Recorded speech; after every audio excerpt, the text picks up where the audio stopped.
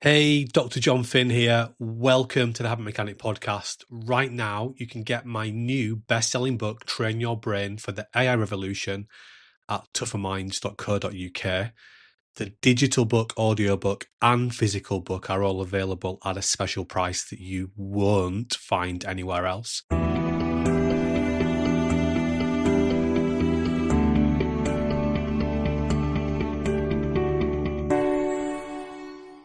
Welcome to this Tougher Minds podcast. It's been recorded in the week the BBC showed a powerful documentary called Sleepless Britain. The programme highlighted the problems caused for young people and families by sleep deprivation. We spoke to Tougher Minds founder and managing director Dr. Jon Finn, and to begin the discussion, we highlighted some of the specific examples shown in the programme. The BBC Panorama programme Sleepless Britain, John, was, I'm sure, a sobering watch for many, and I'm sure in many ways it struck a significant chord with yourself, given the work Tougher Minds has been doing now for several years. The programme showed how mobile devices had taken over children's lives, and that was playing a significant role in their lack of quality sleep.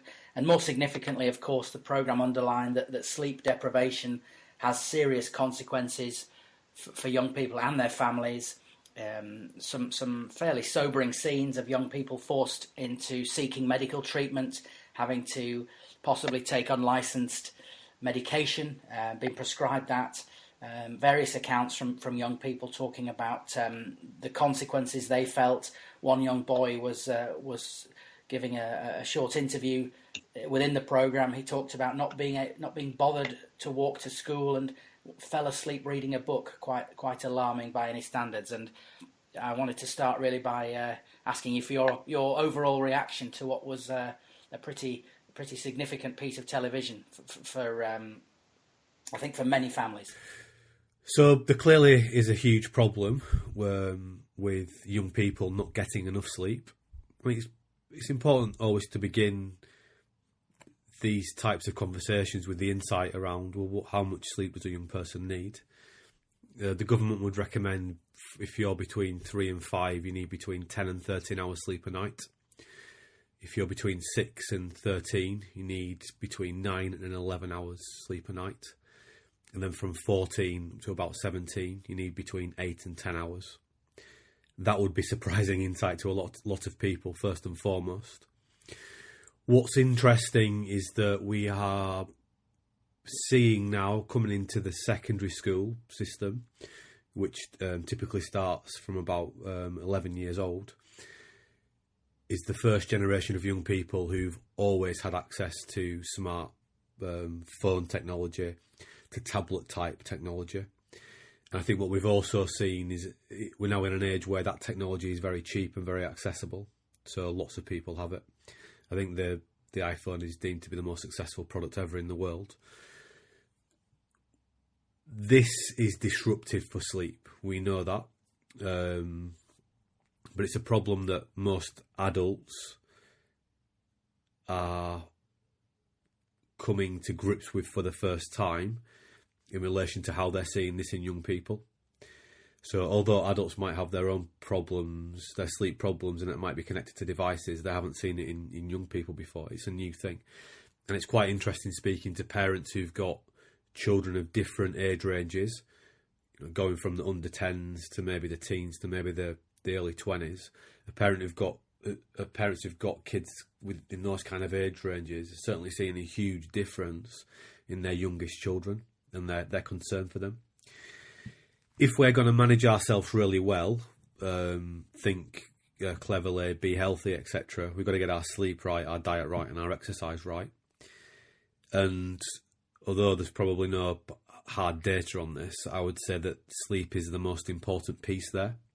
Because if you don't get your sleep right, it's much more difficult to eat properly, and it's much more difficult to exercise. And I think most adults that I've spoken to have a similar insight. So not only is the awareness of the problem starting to emerge, there's also an awareness that we don't really have a coherent solution. And that's why I guess the TV programme is so compelling. One, showing just how important sleep is. 2, showing just how little some sleep children are getting. But thirdly, just how difficult it is for a parent to actually build better sleeping habits. Yeah, there certainly were some pretty distressing examples in the programme of families having issues with everything you've described, and trying to encourage and engender better sleep habits for their young people. What are some of the more pronounced consequences then, Jon, of sleep deprivation and lack of sleep? I mean, you work obviously in education and in business with tougher minds, and how can this lack of sleep have a practical consequence for people in their everyday lives, whatever their age? As with diet and exercise, sleep, we've always known that we needed to do these things, but until relatively recently, we haven't had lots of data or compelling data showing why maybe we needed to do these things. But that data is starting to emerge now, and we're getting some big data on these areas. So we've always known we needed to sleep. What does it do? Well, it seems to have 2 main functions. One is it clears out the nasty chemicals that build up in your brain throughout the day. So it seems that the brain doesn't have a lymphatic system. So that means it requires this really offline time to sort of sort itself out, if you like, and to strike a healthier chemical balance in the brain. So it's clearing out the connections between the synapses in the brain when we're sleeping, so that they can function properly. The second piece is that as we're sleeping, we are rehearsing and recalling what we've been paying attention to in the day, and essentially sorting out all that information. So we're learning when we're sleeping. So essentially seems to be 2 broad functions for sleep. One is to get rid of all the nasty chemicals in your brain, and the second one is to organise what you've learned in the daytime. And the problem of not getting rid of the nasty chemicals in the brain is that we seem to create brain damage, particularly in regions like the hippocampi, which is the dominant region in the human brain. In fact, it's the only part of the human brain we can see that produces new brain cells. And when that area is damaged, we're not producing. Our ability to produce new brain cells is limited.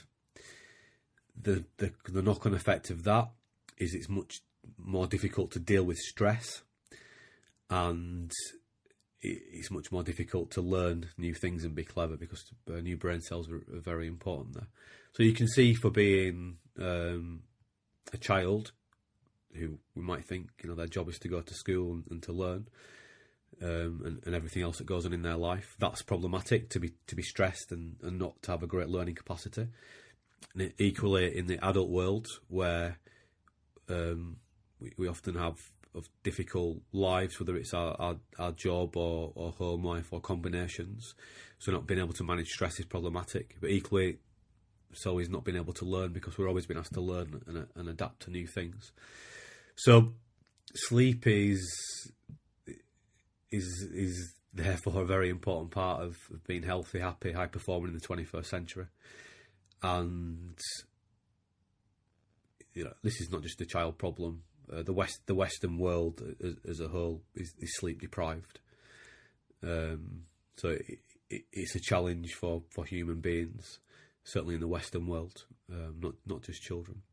Now, it's a message you've been giving to people of all ages through Tougher Minds programmes in schools and education, and also in your work with businesses and corporations. And what sort of response do you see when people gain this insight, when you show them the pivotal nature of sleep to whatever they do, whether they're trying to study for their GCSEs or perhaps deliver an important project for a business as part of a team? I think people connect with the idea that it is important, but the reaction is often dependent on where the person is in in their life, and how motivated they might be to want to reduce stress or improve learning, or be healthier and happier and higher performing. The challenge always we have as human beings is that we run on habits, we run on thinking habits, heuristics. So knowing something is often very different to doing it. So most people have some insight, certainly as adults. I reeled off some numbers at the beginning about how optimal sleep volume changes actually quite rapidly as you're going from about 3 years old up to 17, and how much you need. People are less aware of that, but they are typically aware that how much sleep they need is an adult, well, maybe between 7, 8 hours. I guess the average would be, if you look at the data, it's probably between 7 and 9 hours. So they kind of know that stuff is the point. There's a difference to knowing it and actually doing it. So what we're trying to educate around is the deeper reasons why sleep is so important. The whole idea around managing stress, but also learning as well. And then give people simple and practical tools they can use to build better sleep habits. And in their environment, keep reminding them to use those skills and those strategies. So what we call triggering behaviour in behaviour change. So really, what do people know about sleep? Well, they know they need to get it. They know it's important, but that's very different from doing it and doing it consistently well. So that's what we see. The reality is that as a teenager, it's difficult to sleep because your body is rapidly changing. So our habits can get disrupted. But I think there's far more controllable things we can do for younger children. I was speaking to a mother earlier this week, actually, about this programme before it had come out, and she had 2 young children, and she was describing how they're both on their tablets in bed. And when I sort of explained my insight, she was, "You're going to go home and stop that happening," because she saw the disruption it was causing. So, it's often helping people to make the movement from knowing it to actually doing something about it. And to do that, I think you have to give people skills sometimes. And I was going to say, when people have this insight, as you said, knowing it and doing it is a different thing. Give us some of the ways that you've tried to help them with this, be they children, be they families, or be they business people, try to improve their habits around sleep and that area. And what are some of the results you've seen when people are able to make these changes?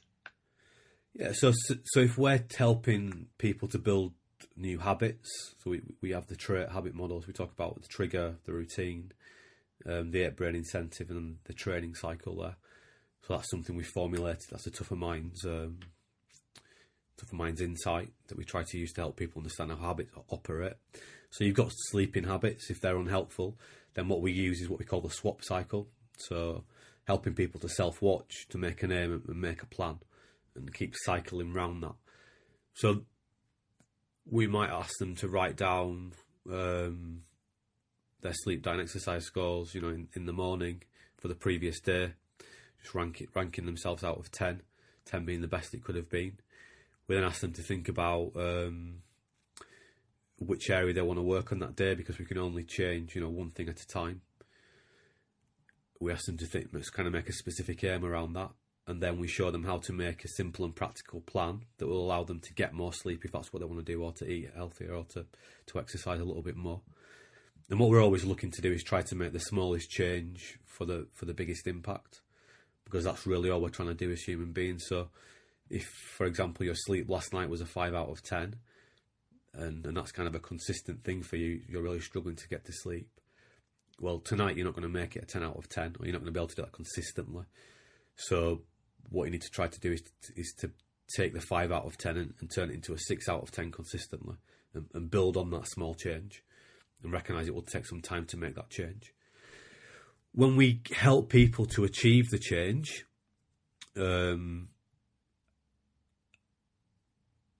and we can do that relatively quickly, because even if people work around one cycle of, one day of making an aim to get more sleep than they do, they see the benefit straight away. So what we would see at an adult level is better ability to regulate emotions, better ability to think clearly, better ability to do cleverer work, better ability to resist temptations, etc. So really the ability to manage the ape brain in a more helpful way. At a school level, I think the most important thing we see is better learning taking place, as well as better stress management. Two things which are always on the agenda for helping young children, and just getting better sleep, diet and exercise can do this. And I think often we hear this language around young children that, they're so great at maths, and they're just a great learner, and he's rubbish at maths but he's great at football. We get really confused about how learning happens, and it's really important to point out here is that sleep is absolutely essential for learning. So this idea that some people are just innate good learners is kind of nonsense in a way. If you don't sleep that well that night, you're not going to go into school and learn well the next day. So if we want young children to do well at school, the first thing we need to get right is their sleep, and then their diet, and then their exercise. And that will allow them to go through the processes of paying attention, repeating that paying attention, and kind of getting over the short-term memory barrier of about 30 seconds, moving things into the working memory, if you like, or the long-term memory, and starting to make neurological connections that allow the learning process to take place. And sleep, first and foremost, can drive that forwards. So this is something absolutely that we must get right, and that's why we are, for example, writing things like the Tougher Minds Guide to School Success book, and we're developing our online coaching platform, the School Success Programme, to help people do these things better, and not just as a one-off piece, but actually to build sustainable long-term habits around this, so that we're giving ourselves the best chance, whether it be at school or in our adult lives. Yes, and if anybody wants to see any more information about the book that's being developed, the Tougher Minds Guide to School Success, just head to tougherminds.co.uk, or the other Tougher Minds website, resilienskillsforfamilies.co.uk. That's resilienskillsforfamilies.co.uk. You can also have a look on Twitter at Tougher Minds. Plenty of tweets there in relation to the new book that you're developing with the publishers Unbound, John. So we'll follow that with great interest in the future, I'm sure. But people can see that by visiting your websites and looking on Twitter. I just wondered also that there was a mention in the programme of diet, and you would also highlight the interdependence between a beneficial or beneficial dietary habits, shall we say, and good sleep, I understand. Yes, sure, without a doubt. So these things are all connected, and exercise as well. There are three things working together here. If I don't move around today, then I'm going to struggle to sleep tonight. If I have a cup of coffee right before I go to bed, or in fact even hours before I go to bed, I've got a worse chance of sleeping. The same if I have alcohol, as a typical idea. So we've got to get the diet right around the sleep as the exercise as well. They work together, so we can't really think about one without the other two. For example, that eating protein makes you more likely to make you feel be awake, whereas maybe eating carbohydrates might make you feel a bit sleepier. So we can use these insights in order to help us to sleep, for example. So yeah, they're certainly all interconnected, and we can't just focus on one without the others. But I think the trend would be if one goes down, they will all go down. However, I do believe, as I previously said, that I think sleep is the thing that you need to get right first and foremost, and it gives you the basis to build better diet and exercise habits. It's interesting you mentioned about coffee before bedtime. One minor insight in the BBC Panorama programme that I suppose surprised me, and in some ways I guess shouldn't have surprised me, was that Lucozade contains quite a great deal of caffeine. It was, again, a pretty distressing account, really, of a young person who was having troubles around the areas we've discussed, and they were having Lucozade, in the run-up to bedtime, and obviously I think we'd all realise it has a high energy content, but coupled with high caffeine levels as well, I'm sure you would almost cringe thinking about that. And perhaps people don't realise what their dietary intake can do in this key area. I just going over what you've said, especially in the education context, John. Would it be fair to say then that one thing you might say, if you had to give one recommendation in 5 minutes to a family of a young person who perhaps wasn't doing well at school and wanted to improve, I'm guessing the recommendation would be improve your sleep. Yeah, so the point there, Andrew, I think broadly is that we can become helpless very quickly about our ability to control things like sleep. Well, he just can't get any sleep, and then it turns out he's drinking a litre of Lucozade before he goes to bed, and he's in bed with his iPhone and his iPad and his PlayStation.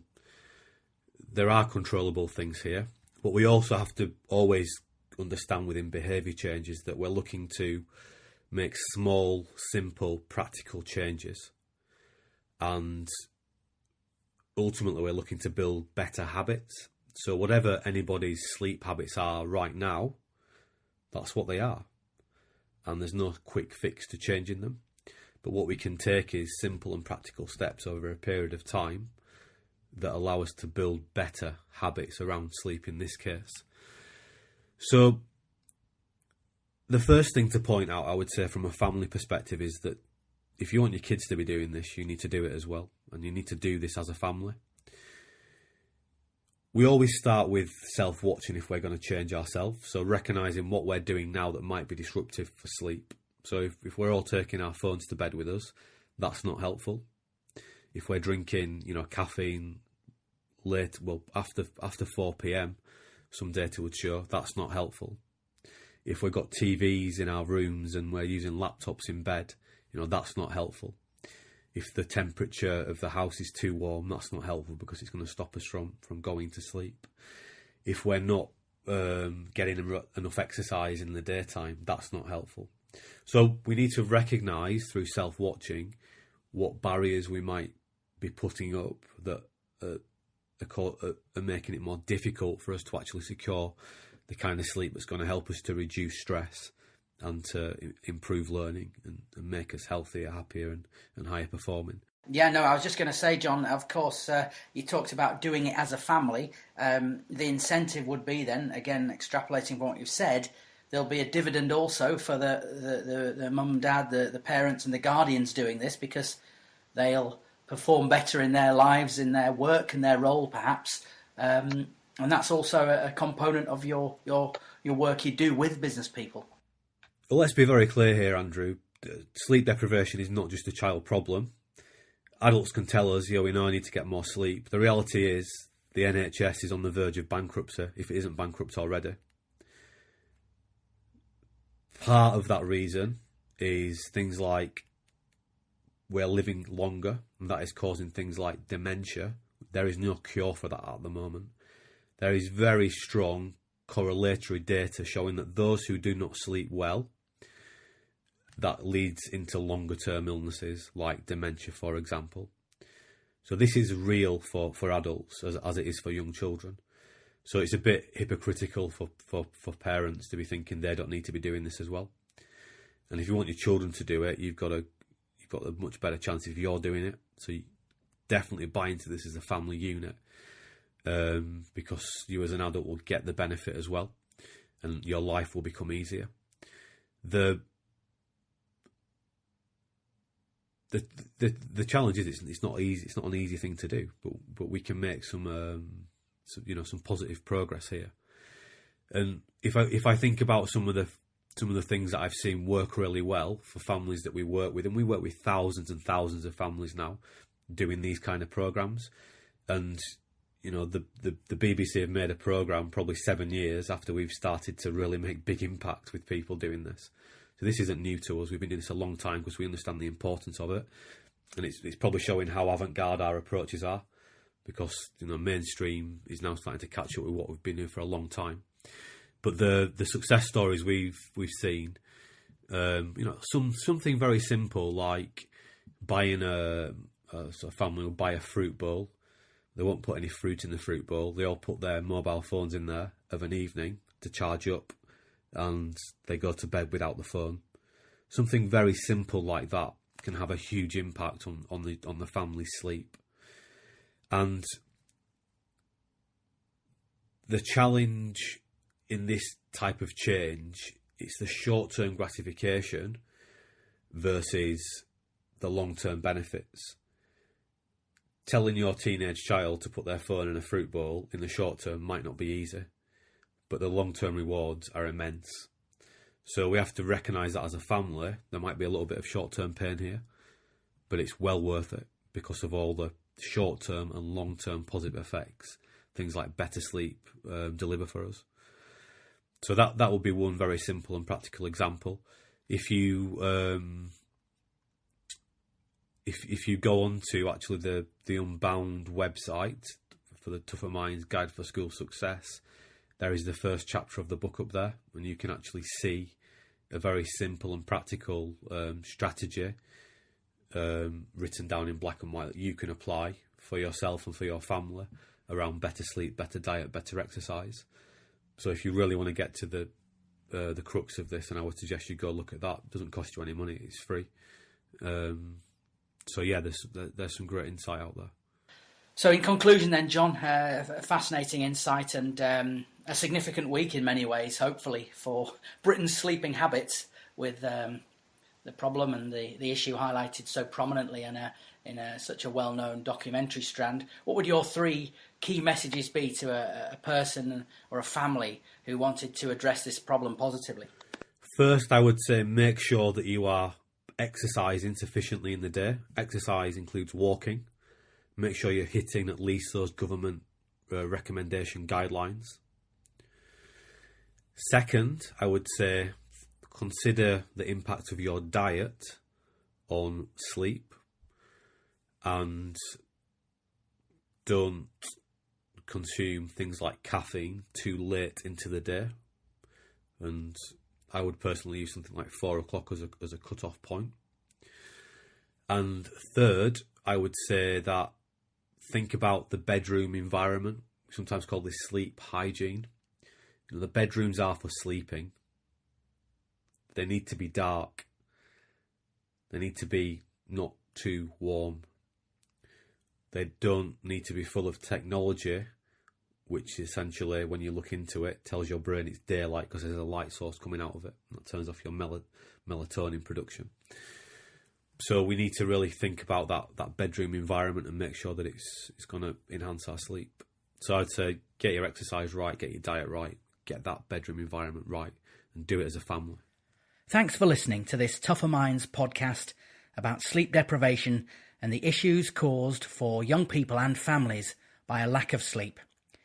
If you want to find out more about Tougher Minds work and Tougher Minds training for education and business, please visit our website. That's tougherminds.co.uk or resilienskillsforfamilies.co.uk. You can also follow us on Twitter at Tougher Minds.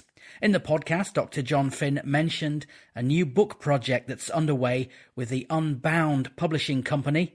Again, if you visit the website, you'll be directed to a page where you can see more about that. The book's called The Tougher Minds Guide for School Success. Once again, thanks for listening, and listen out for another Tougher Minds podcast coming soon.